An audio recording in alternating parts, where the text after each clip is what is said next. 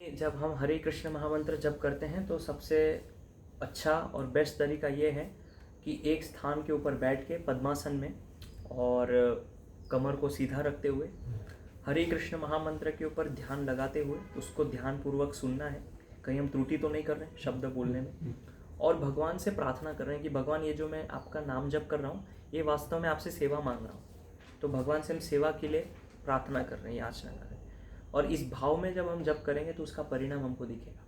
लेकिन अगर हम बस ऐसे कहीं भी बैठे हुए हैं, पाँव फैला दिए और जप करना चालू कर दिए तो वो अपराध है।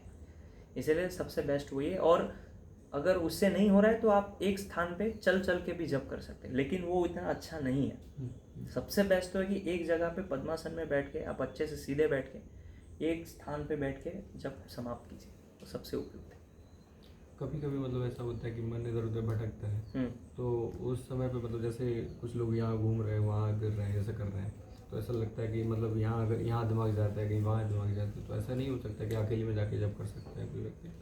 हाँ, कर सकते हैं। और जब हमारा मन भटकता है तो उसके लिए भी प्रयास है।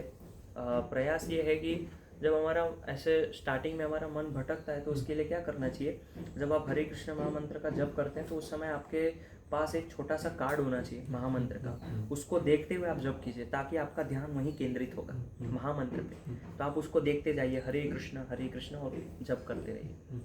तो आप कोई भी आए उससे फ़र्क नहीं पड़ेगा क्योंकि आपको वहाँ फोकस करना है। तो शुरू में मैं कई भक्तों को ये सॉल्यूशन देता हूँ और उनको इससे काफ़ी मतलब समाधान मिला है। तो आप ये भी ट्राई कर सकते हैं।